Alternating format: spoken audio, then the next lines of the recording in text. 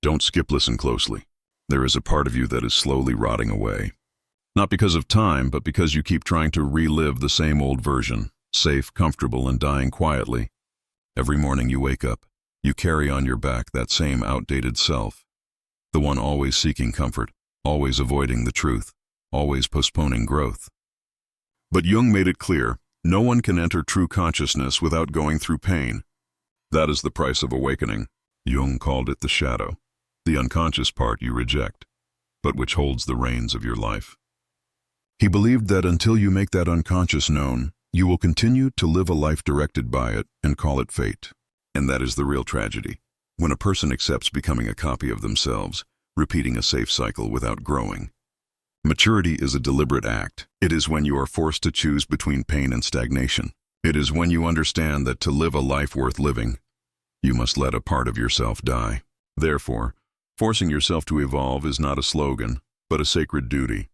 The duty to peel away each layer of old skin, each outdated belief, each habit that traps you in yourself. The death of the old self is not an end.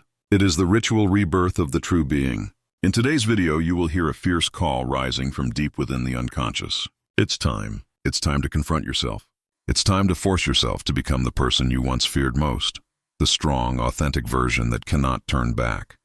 Are you ready? Recognizing the old self. The unconscious shadow controlling you. Number 1. Recognizing the old self.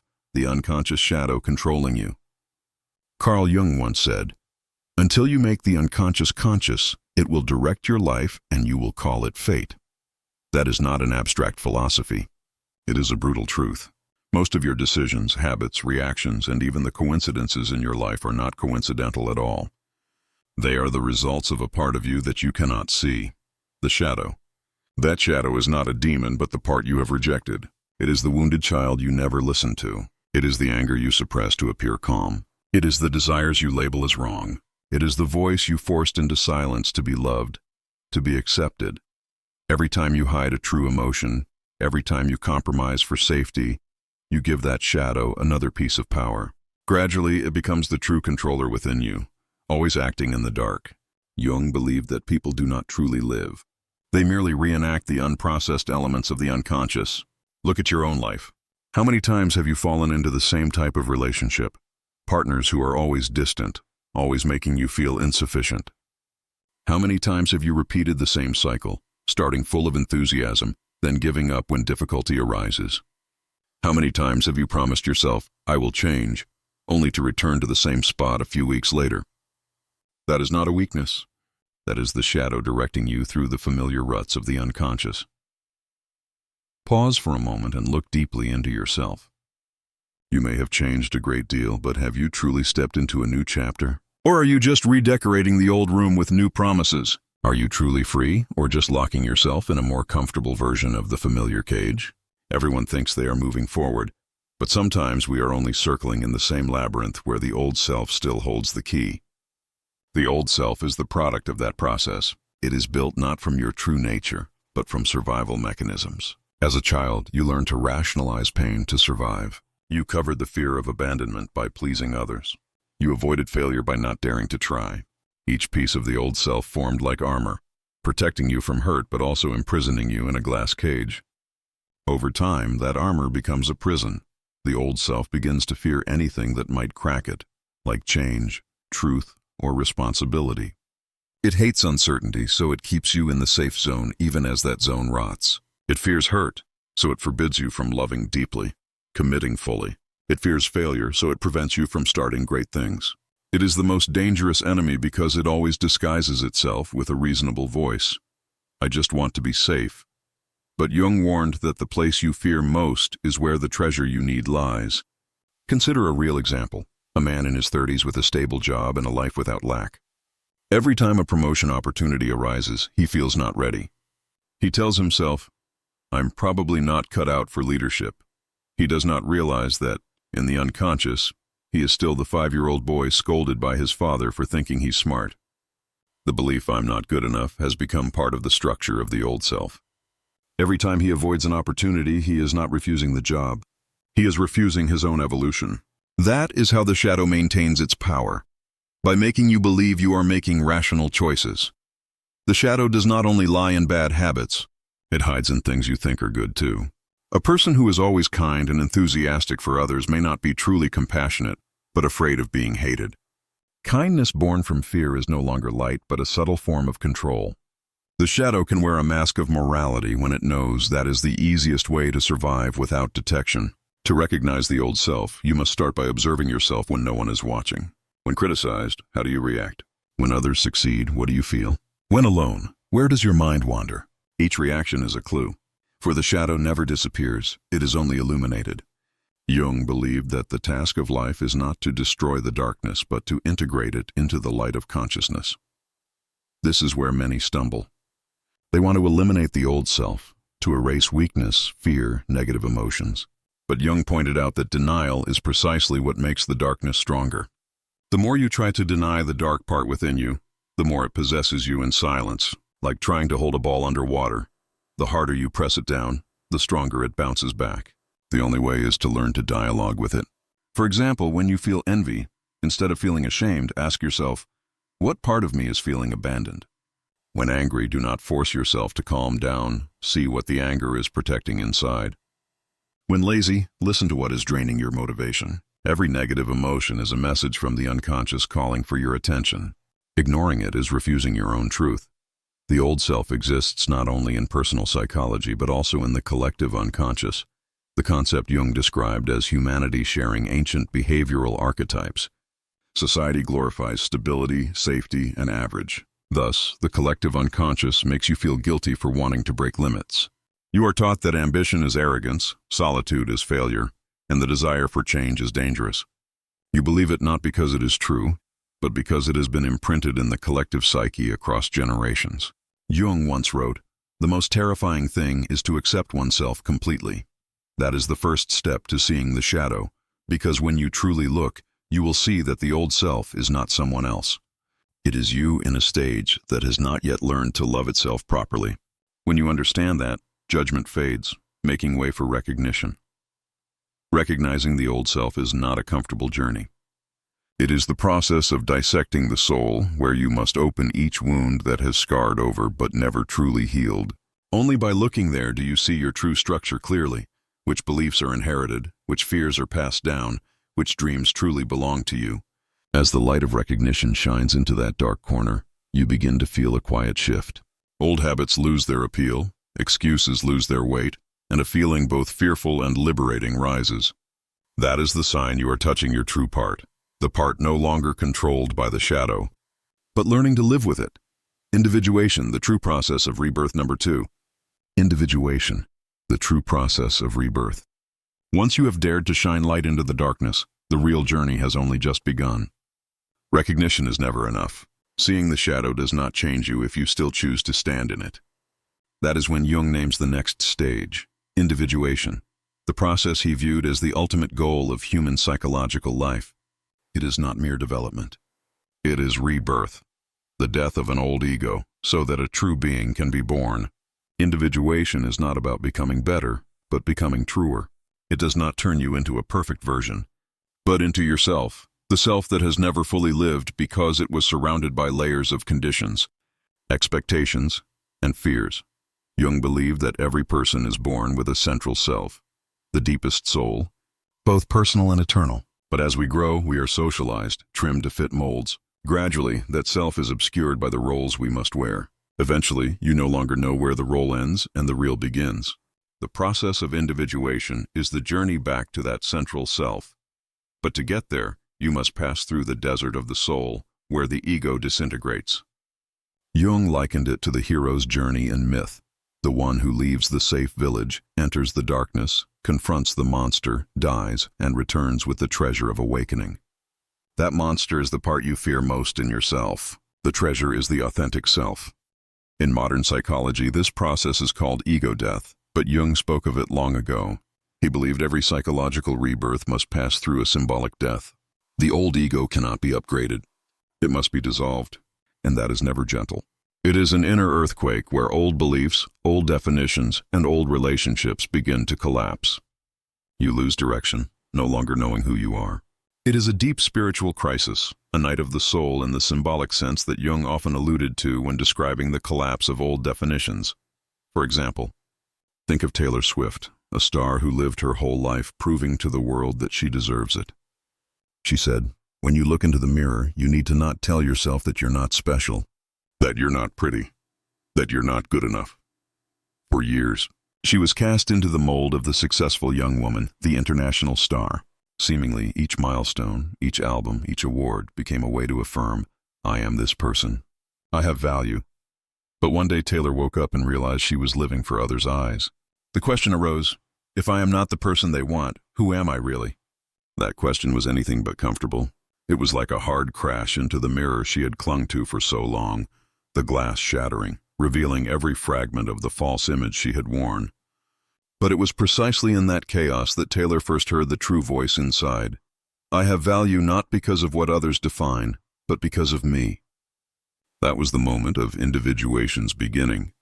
Individuation, therefore, is the process of withdrawing every false identification. You no longer identify yourself with career, fame, or social roles. You begin to see them as changeable shells while the core remains solid and awake. You understand that who I am lies not in what I have, but in the capacity to know oneself. Jung once said, "Who looks outside dreams.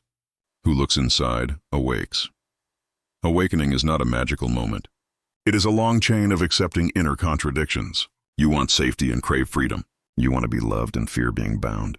You want to rise and fear failure. Individuation does not ask you to choose one side, but teaches you to harmonize opposing poles. Jung believed that a person reaches wholeness only when daring to live with their own paradoxes, when you are both light and shadow, weak and strong, rational and instinctual. Think of a seed. To become a tree, it must crack its shell. From the outside, that process looks like destruction. From within, it is birth. Humans are the same. The old ego must crack, shatter, so the true self can rise. And just as a seed never cracks on its own without the pressure of the soil, you will never change if life does not push you to the limit. Jung once said, man needs difficulties. They are necessary for health. Crises, losses, breakups, failures, all are rituals of rebirth. But only those who see with Jung's eyes recognize it. Most fear the collapse instead of understanding that it is opening another door. In Jung's analytical therapy, he called this moment the confrontation with the true self. No longer blaming parents, circumstances, society, you begin to take full responsibility for your life. That is when the soul starts to mature. As the ego dissolves, the first thing you feel is not freedom but emptiness. Many stop here, mistaking it for losing oneself. But in truth, you are only losing the false version. That emptiness is new ground where the true self is preparing to emerge. In this moment, Jung said, symbols become the language of the soul. Dreams, images, and strange emotions begin to appear. That is how the unconscious speaks to consciousness.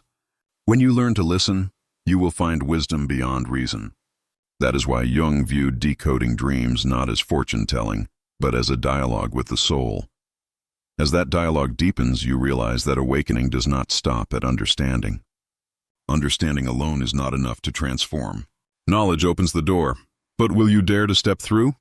After the soul is awakened, what it demands next is not reflection, but action. Disciplined action, painful action, intentional action. This is the stage of forced evolution, where you no longer wait for change to happen, but force yourself to create it day by day, action by action, choice by choice, even when nothing left in you wants to do it anymore. Forcing evolution number 3. Forcing evolution. Psychological evolution is not a gentle river. It is a steep mountain where every step is a rebellion against old instincts. If the individuation phase helps you recognize your true self, then forcing evolution is the journey of living as that person, with discipline, agency, and no mercy. Here Jung does not speak of motivation. He speaks of will. Will is what rises above emotion. When you are tired, it still makes you step forward. When you are afraid, it forces you to look straight. When you no longer believe in yourself, it keeps you on the path. Will does not care how you feel. It only cares who you are becoming. According to numerous studies, the brain can restructure itself through conscious behavior.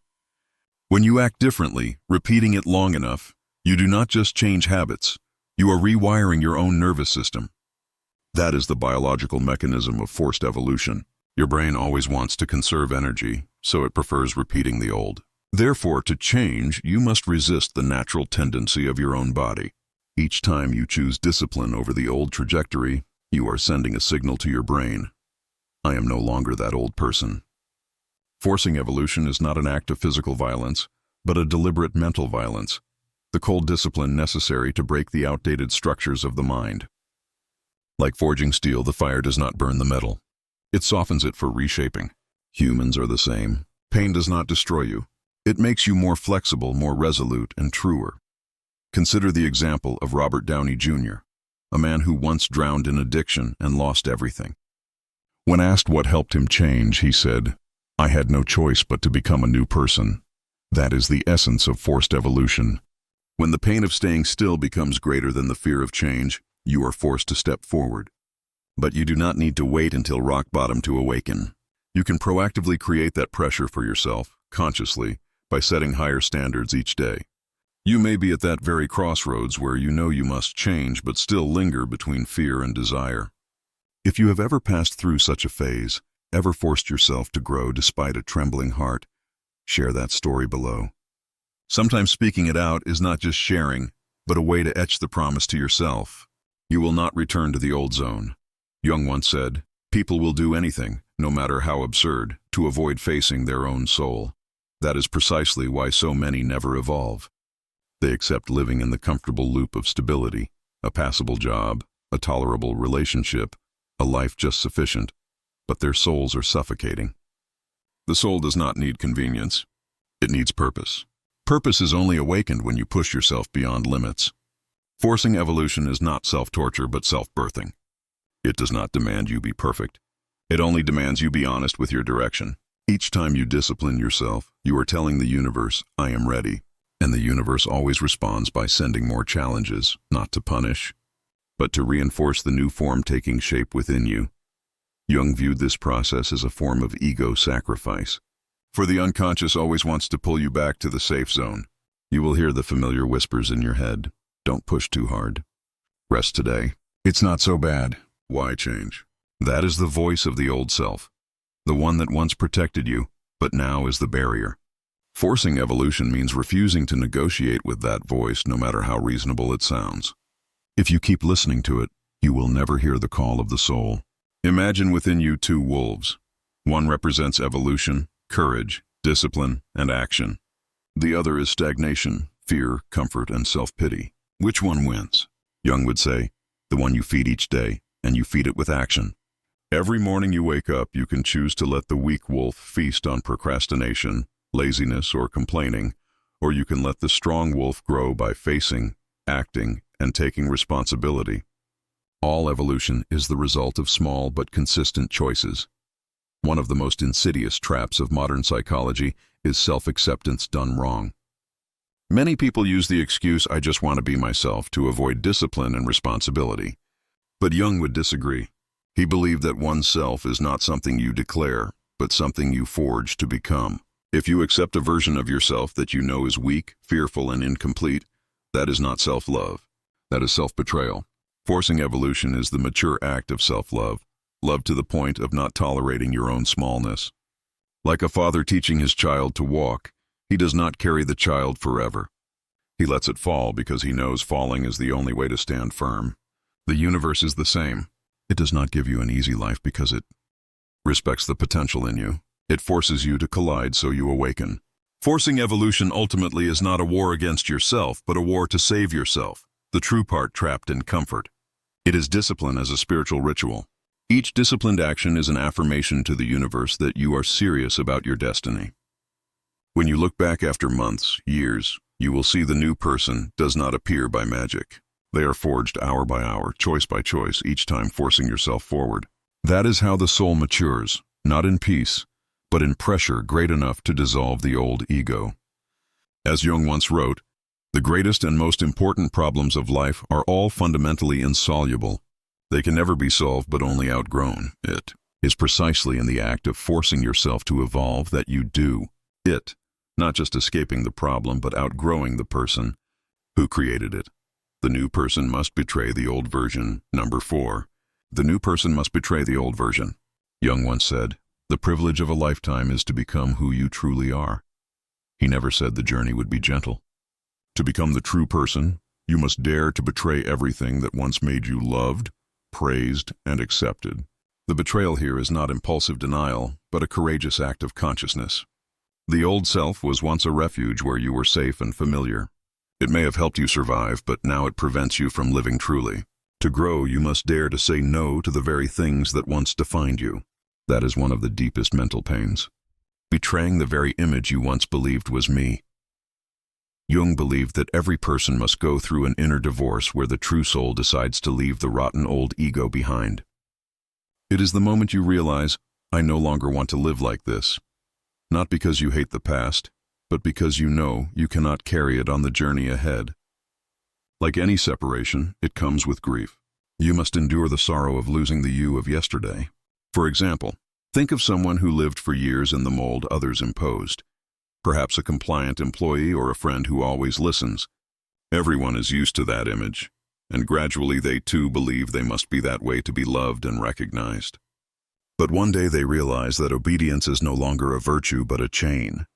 They begin saying no to things no longer true to them, refusing requests, relationships, and roles they once tried to maintain. When they do, others start to get uncomfortable. You've changed. You're too selfish. You're not yourself anymore. But in truth, that is the first time they are truly themselves. It is not rebellion, but the courageous act of a person daring to betray the old version to be loyal to their true soul. Betraying the old version means accepting the loss of your place in others' hearts. Your old self does not exist only in your mind, but in the memories of those around you. When you change, they will be unsettled. They will tell you you're not yourself anymore. In reality, that is when you are most yourself. Jung once said, when an individual does not become conscious of their inner contradictions, the world acts out the conflict and is torn in opposite halves. The difficulty of this journey does not lie in not knowing what you need. It lies in knowing it all too well, but still clinging to the old, because of the fear of losing familiarity. Like a bird that has been in a cage too long, even with the door open, it does not fly. Freedom sounds appealing, but it demands what the ego hates most: risk. Like losing a loved one, you will go through all the stages: denial, anger, bargaining, depression, and only then acceptance. But remember, the death of the ego is not a tragedy, but a sacred rite. It is the door you must pass through to touch the spiritual freedom Jung called self-realization. If you sense something stirring in your heart right now, hold on to it. Give it a sign to keep living. Perhaps a like, a subscribe, to continue this journey together. Not for me, but for the part within you that wants to grow, that needs a place to be nurtured. Awakened souls always recognize each other, even in silence. Betraying the old version also means ending relationships built on the old image. When you change, some people will leave, not because you are wrong, but because you no longer fit with them. Like old clothes that no longer fit, they represent the old chapters of your life. Jung once said, the meeting of two personalities is like the contact of two chemical substances. If there is any reaction, both are transformed. If others aren't ready to evolve with you, their departure is not a loss, but a sign you have matured. This betrayal is also symbolic. You betray the limiting beliefs that once made you small. You betray the humble to the point of inferiority version. You betray the well-behaved to the point of losing your voice version. You betray the always choosing peace over truth version. It is the necessary betrayal for rebirth. In Jung's view, this betrayal is a manifestation of reconciliation between shadow and light. The part you betray is not entirely bad. It was once your light in an old phase, but that light has now dimmed. Holding on to it out of habit is a form of blind loyalty. Jung called that loyalty the greatest betrayal of the soul. For him, this is the crux. Loyalty to the soul always demands betrayal of the ego. Betraying the ego is the bravest act a human can do, for you do not just lose a part of yourself. You step into the void where all temporary definitions dissolve. There you are no longer a better version. You are simply a truer version. Jung called this moment a return to the self. It is when you no longer need to prove, no longer need to strain to become someone. You only need to be present with absolute honesty. But to get here, you must dare to stab the old image you once worshipped. You must dare to tear down the walls built from praise, recognition, and the habit of being loved. Betraying the old version is not the act of the cold-hearted. It is the act of one who understands. True loyalty is not to the past, but to potential. You can respect the person you once were, be grateful for helping you survive, but you cannot let them steer your path any longer. If you do not betray the old version, you will betray your own future, and that is the most painful betrayal of all. Maturity is war, and this is a battle without days off. Number 5. Maturity is war, and this is a battle without days off.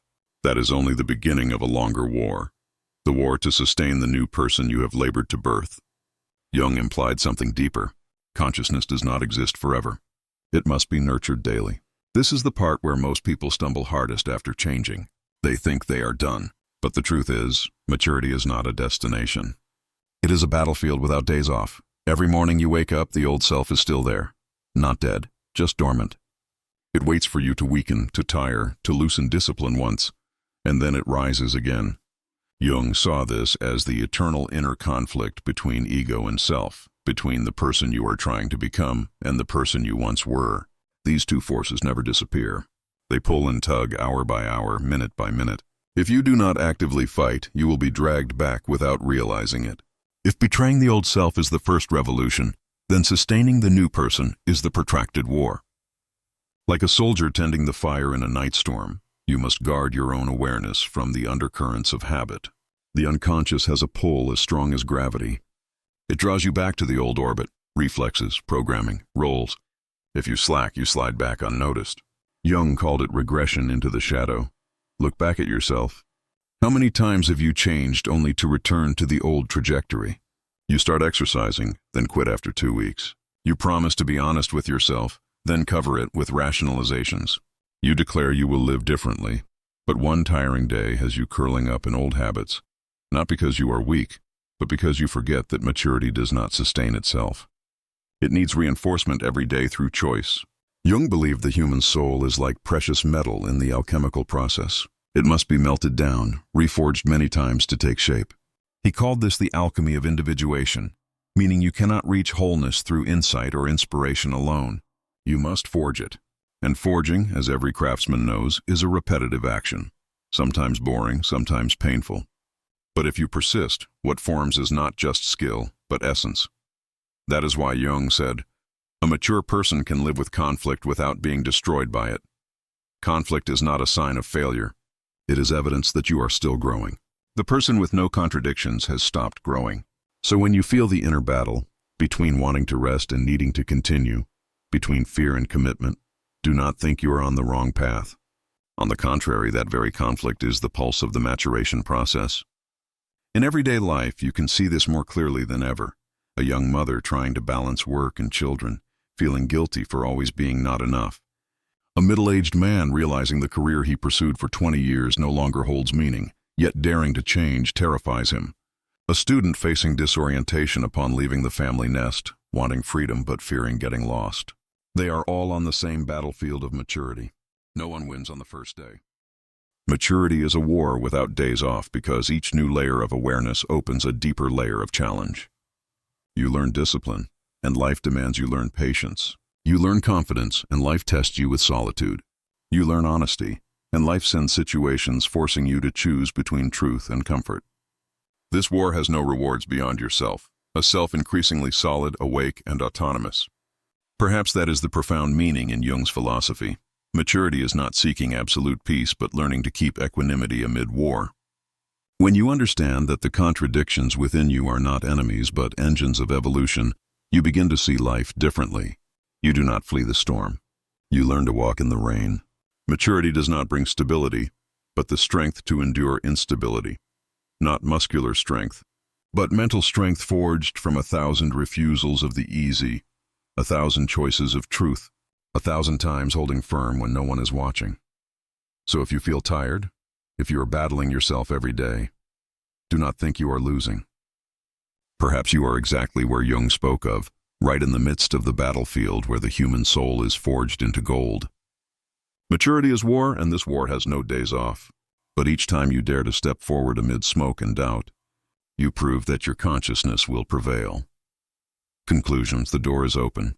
What remains is not grand declarations, but the small motions you make each day. The most practical is to start with a simple standard. Do what needs doing on time, even without the spark. Wake up 15 minutes earlier to sit still and ask yourself one question. What one thing, if done today, would make me respect myself more? Then complete it before touching the phone.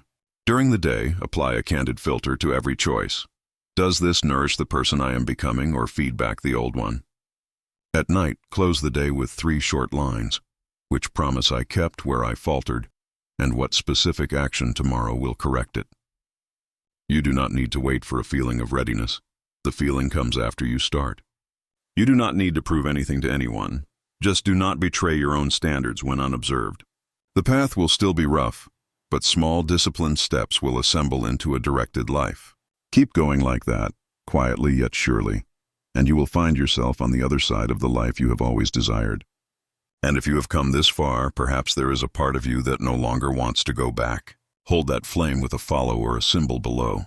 Those small things are enough to remind you that you are on the way to becoming yourself.